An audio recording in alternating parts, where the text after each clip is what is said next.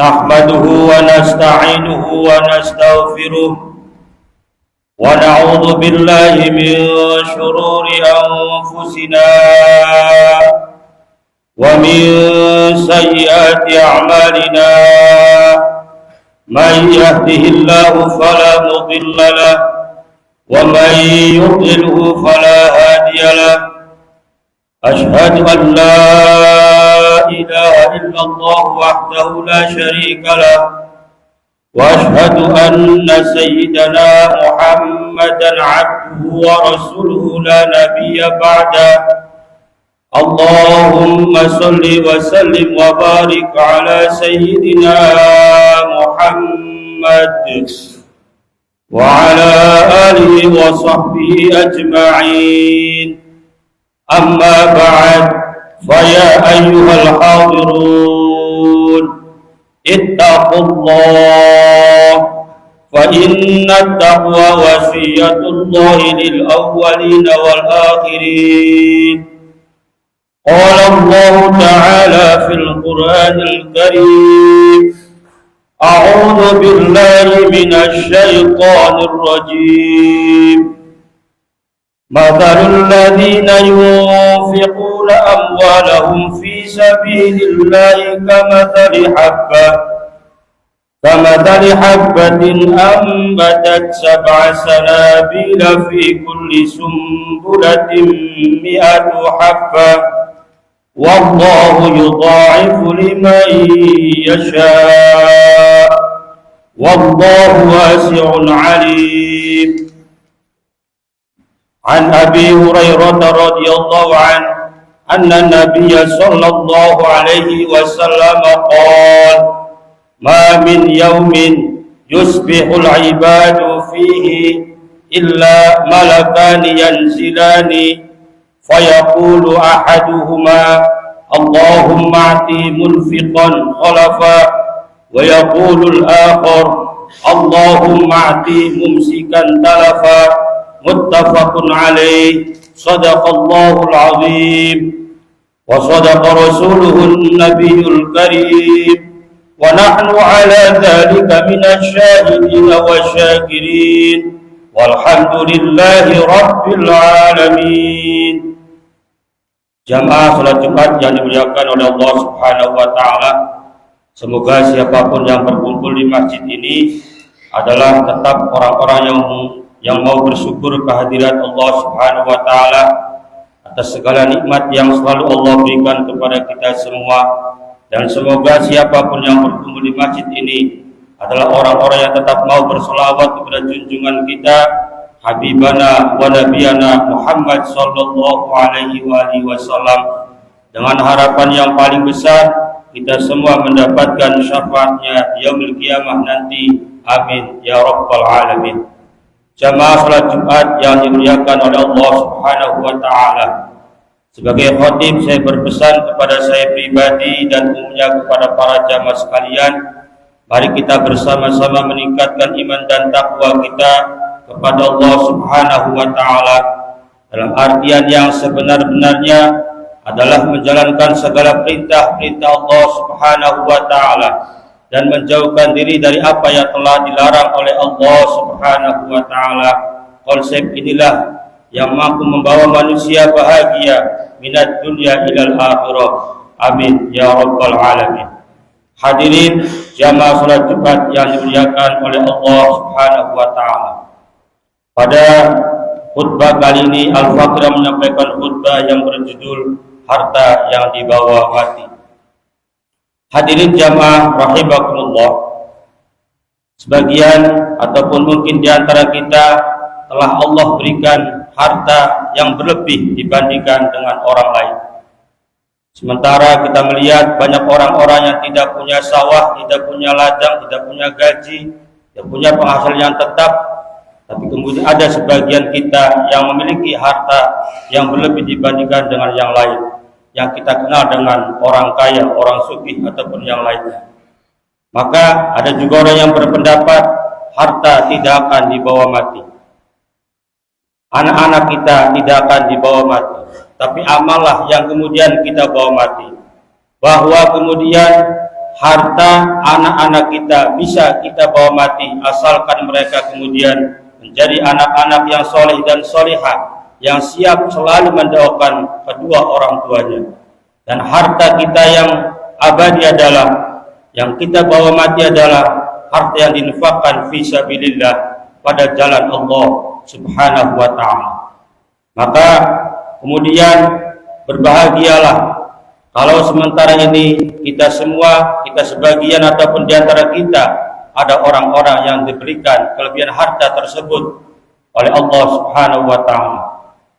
Tapi harus kita sadari, ketika kita lahir ke alam dunia, kita tidak bawa apa-apa, maka ketika mati pun kita tidak akan bawa apa-apa kecuali harta yang diinfakkan fi sabilillah, di jalan Allah Subhanahu wa ta'ala.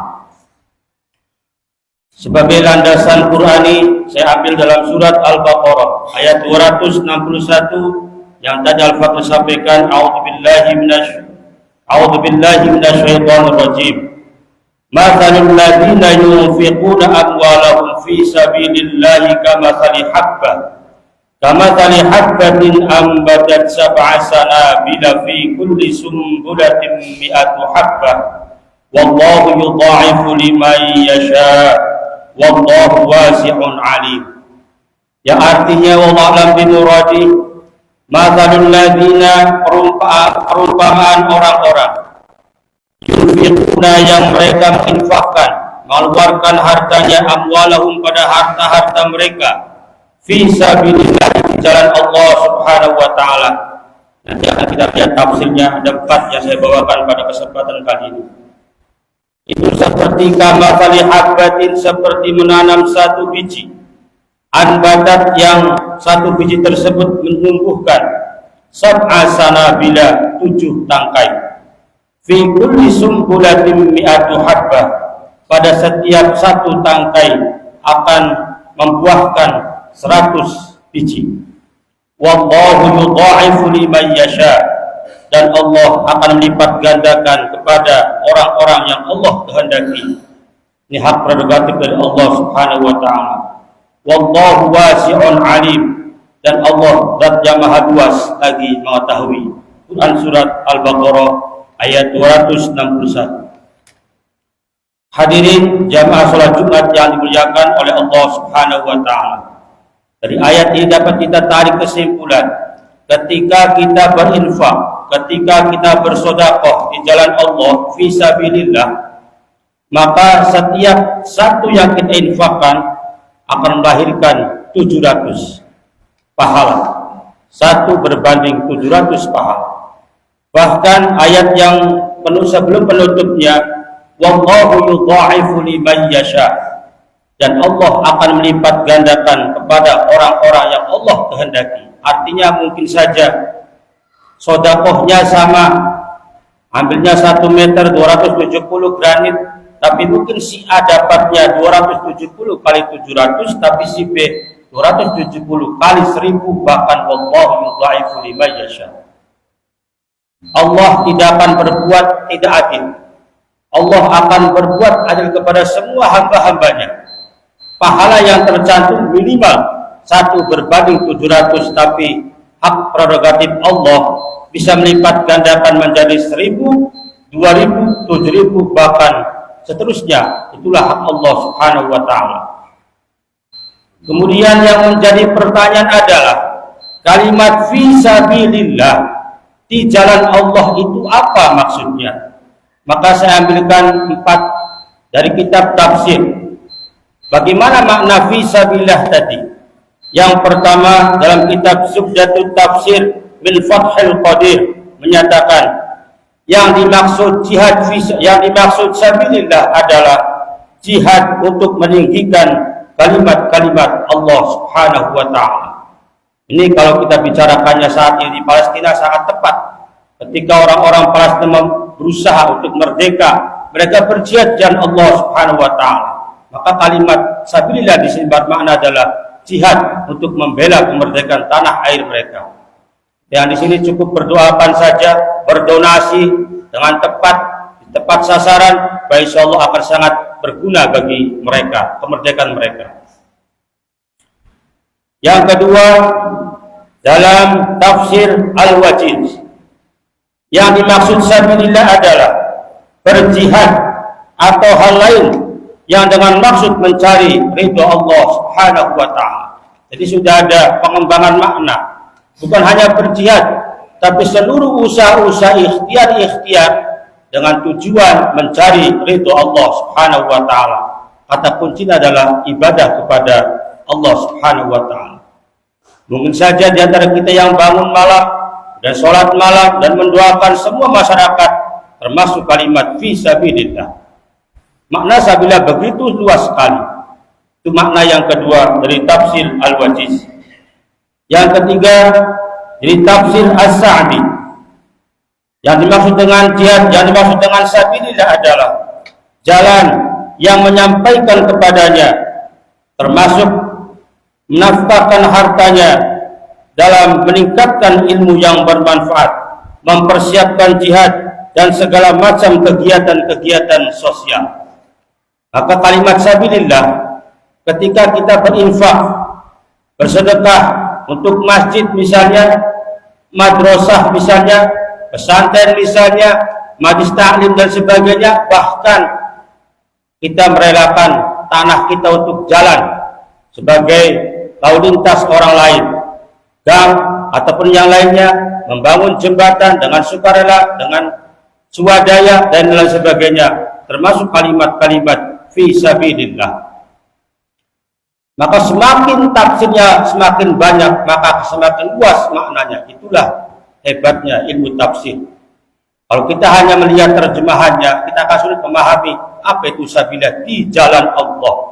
Kita akan susah mencari di mana jalan Allah tersebut. Tapi ketika kita buka tafsirnya, ternyata semua hal, termasuk hal-hal yang berupa kegiatan sosial, termasuk adalah jihad fi sabilillah, kalimat-kalimat sabilillah. Yang terakhir saya sampaikan dari kitab Aisarut Tafasir, memaknai kalimat sabilillah adalah setiap hal yang mengantarkan kepada keriduan Allah Ta'ala berupa keimanan dan amal soleh. Maka dapat kita tarik kesimpulan, makna orang-orang yang menginfakkan hartanya di jalan Allah adalah orang-orang yang rela mengeluarkan harta tadi sebagai teman abadinya ketika dia masuk ke alam barzah nanti, itu berupa keimanan dan amal soleh.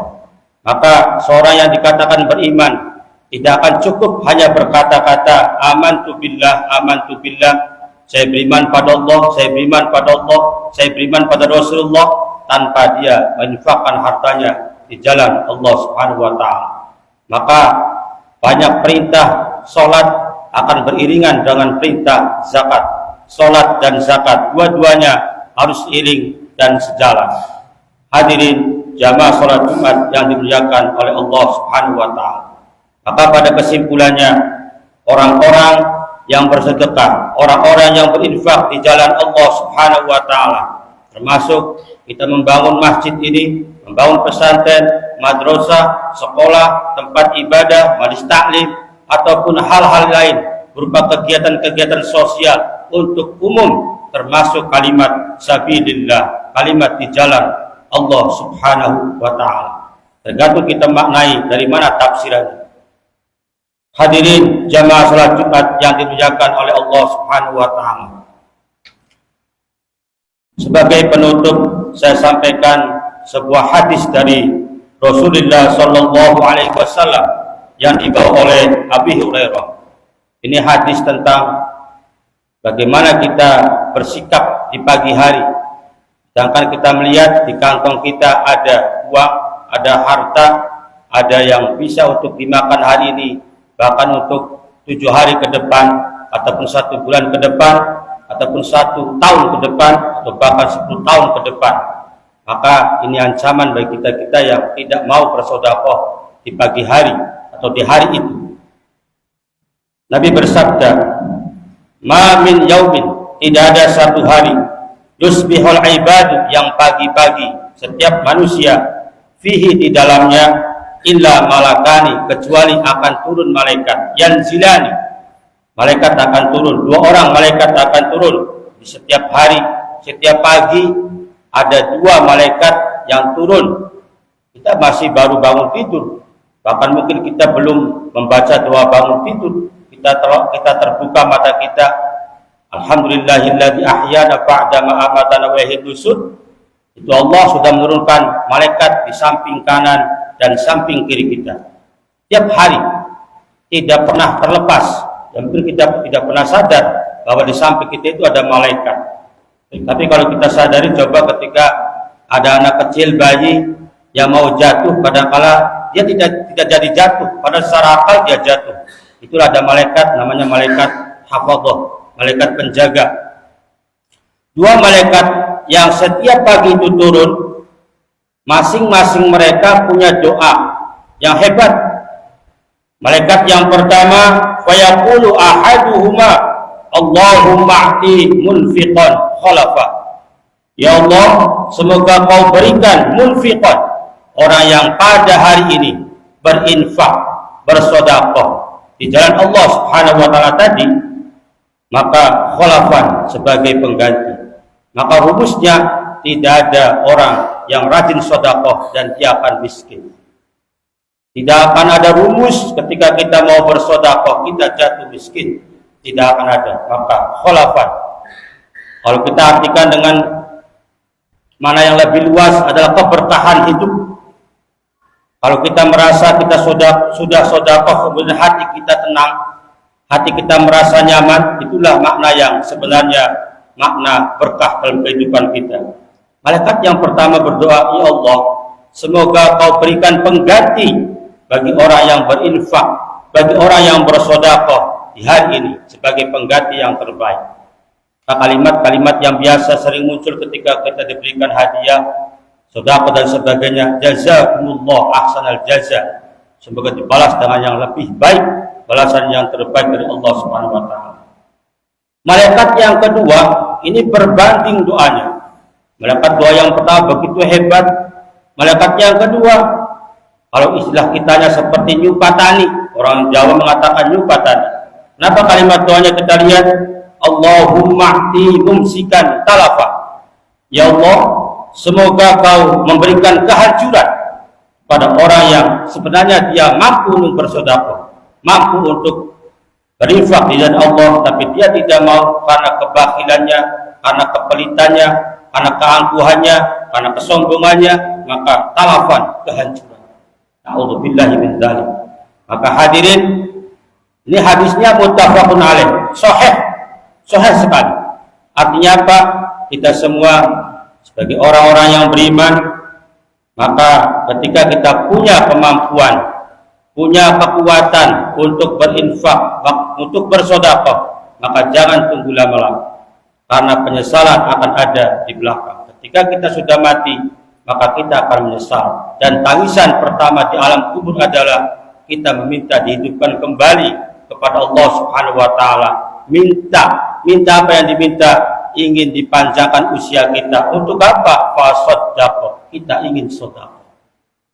Jadi permintaan orang-orang yang sudah meninggal dunia, pertama yang diminta bukan bebas dari neraka, bukan diberikan pahala, bukan ingin naik haji, pengen umroh, tidak. Tapi mereka ingin apa? Fasadaqah. Saya ingin sedekah. Karena melihat di dompetnya masih ada, hartanya masih ada, dan sebagainya. Maka sebelum menyesal, mari kita semua berinfak di jalan Allah Subhanahu wa taala. Dan bagi teman-teman yang peduli dengan Palestina juga, silahkan berinfak untuk Palestina, tapi lihat dengan tepat, jangan sampai salah sasaran. Kemarin tadi pagi saya mengikuti acara Istighosah Kubro, maka untuk yang mau berdonasi untuk Palestina, silahkan berikan ke Basnas Kabupaten Indramayu, akan diberikan ke tempat yang layak, tempat yang benar di sananya. Jangan sampai kita kemudian asal nge-share sedekah tanpa tahu tempatnya, tanpa tahu bank dan sebagainya, kita share saja, kita bagi saja, itu berakibat bisa fatal. Yang jelas-jelaslah, ketika kita bersedekah berinfak, sama keluar uangnya, sama keluar hartanya, tapi yang tepat, itulah yang benar-benar adanya. Demikian khutbah Jumat pada hari ini. Semoga dengan iringan hidayah dari Allah Subhanahu wa taala, taufik dari Allah Subhanahu wa taala. Kita terbuka, hati kita terbuka agar kita benar-benar mau menjalankan infak dan sedekah fi sabilillah. Amin ya rabbal alamin. Barakallahu li wa lakum fil Qur'anil azim wa nafa'ani wa iyyakum bima ayati wa dzikril hakim wa taqabbala minni wa minkum tilawatahu innahu huwal ghafurur rahim.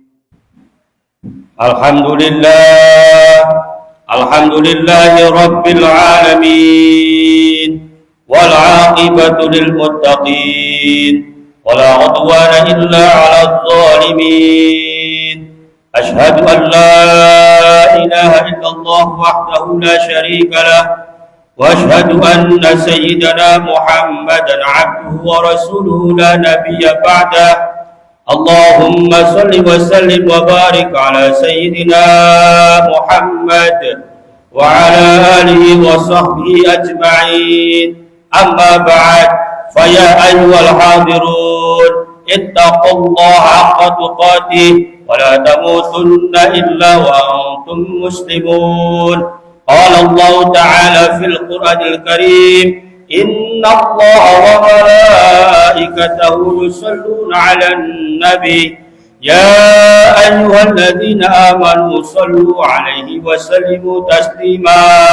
Allahumma salli wa sallim wa barik ala sayyidina wa habibina wa syafi'ina wa karimina wa tukhrina maulana Muhammad. Allahumma ighfir lil muslimina wal muslimat والمؤمنين والمؤمنات الأحياء منهم والأموات إنك سميع قريب مجيب دعوات ويا قاضي الحاجات انصرنا فإنك خير الناصرين وافتح لنا فإنك خير الفاتحين واغفر لنا فإنك خير الغافرين وارحمنا فإنك خير الراحمين وارزقنا فإنك خير الرازقين واهدنا ونجنا من القوم الظالمين. اللهم انصر إخواننا في فلسطين. اللهم انصر إخواننا في فلسطين. اللهم انصر إخواننا في فلسطين. ربنا آتنا في الدنيا حسنة وفي الآخرة حسنة وقنا عذاب النار برحمتك يا أرحم الراحمين. والحمد لله رب العالمين. Ibadallah, innallaha ya'muru bil 'adli wal ihsan wa ita'i dzil qurba wa yanha 'anil fahsya'i wal munkar wa la dzikrullahi akbar.